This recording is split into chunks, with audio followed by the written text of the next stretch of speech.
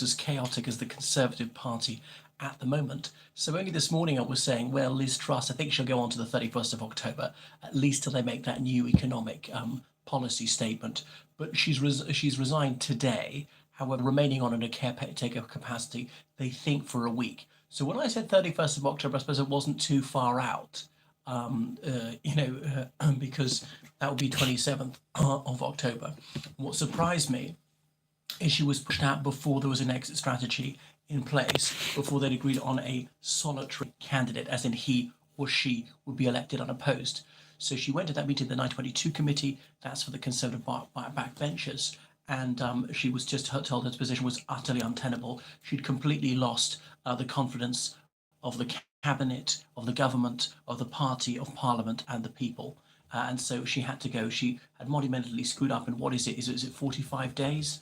To have lost her Chancellor Exchequer and then her Home Secretary in the space of a week was really staggering. The Chief Whip resigning and unresigning, and nobody knew what was happening, and it becoming actually perilously close to losing that fracking vote. Yes, it was won by the Conservative Party, so it's really staggering. I mean, especially she should have been seen as a non-starter, just egregiously inept. It went so badly wrong so quickly, and people who sort of know the rudiments of economics said it was just foredoomed to failure. However, you think she knows. She's talking about she read PPE, philosophy, politics, and economics at Oxford. She was an economist for a while, isn't that right? And her Kwasi Kwarteng, has got a double first from Cambridge. He's got a PhD from Cambridge and so on. It was a banker. He did a doctorate on the. I don't know. I know economics isn't a hard science.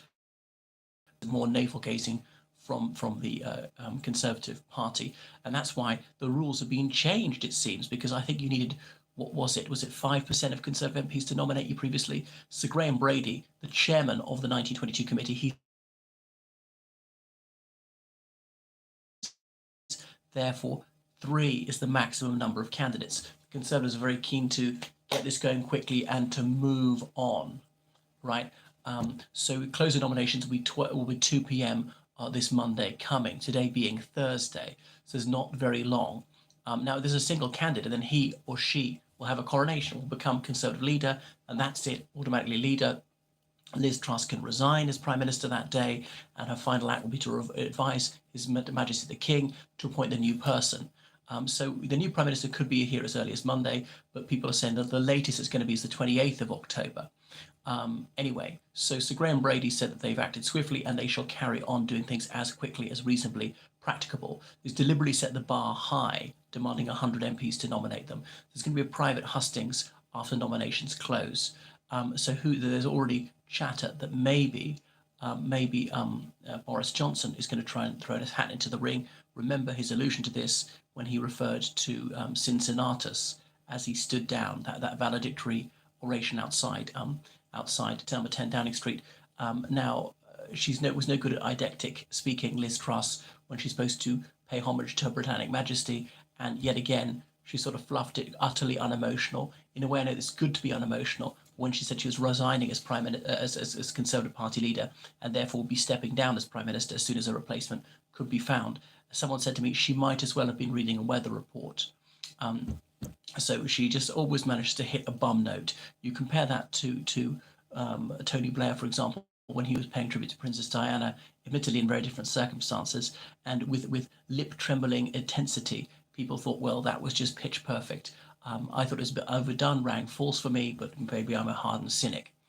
So Jake Berry, the chairman of the Conservative Party, has been writing to all Conservative Party members, saying that if there is a contested leadership election, it'll be online, not by postal ballot, to make it going as quickly as possible. There might be a broadcast event available. So that's it. Things can move swiftly. So who is going to stand? If Boris Johnson stands, this could be very untidy, right? So Mark Logan, a virtual unknown, he is seeking the leadership. Wow. He's MP for Bolton East, not been there for very long. He's currently having a hip operation. So anyway, Truss's resignation has hit the headlines all over the world. So she have lasted, what is it? I said 45 days, go on to might be 52 or 53 days in the end. and that will be one of the record shortest ones. There was the Earl of Bath for 2 days in the 18th century. It's questioned whether he was prime minister at all. There was Earl Walgrave in the 18th century for 5 days, and the only one shorter than that, shorter than her, well, sorry, slightly longer than her, was George Canning, who died en poste after 119 days. So it's staggering. The UK's had four Chancellors of Exchequer in 3 months, and three Home Secretaries in 2 months, something like that. Is it three Foreign Secretaries? I mean, it's just staggering. So Keir Starmer said, you mustn't bring back Boris Johnson. That would be an absolute outrage. I don't think it's going to happen. So the Liberal Democrats are calling on the Conservatives to prevent that happening. You know, he was forced out by his own party in disgrace. But anyway, some people like Nadine Dorries, who used to be Culture Secretary, she is a Johnsonite fanatic. She wants him to come back. I mean, I don't think that would be a great idea.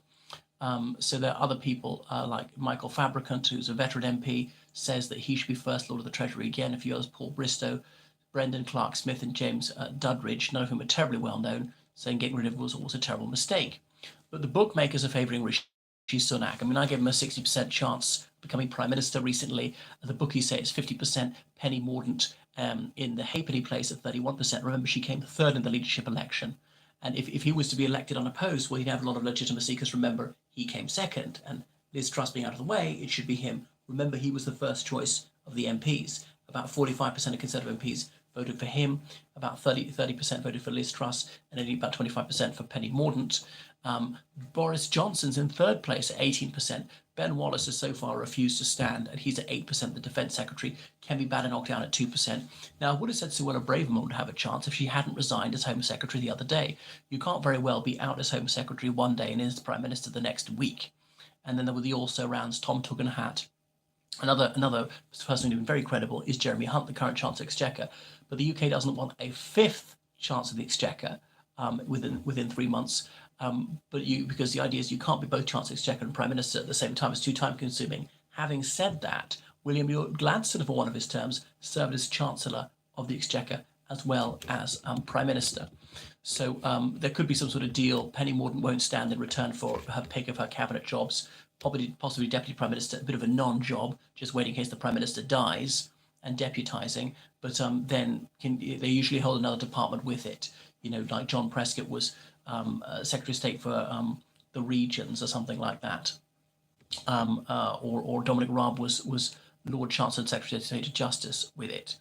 Okay, so anyway, Penny Mordaunt's currently leader of the House of Commons. So MPs are getting behind this person or that person.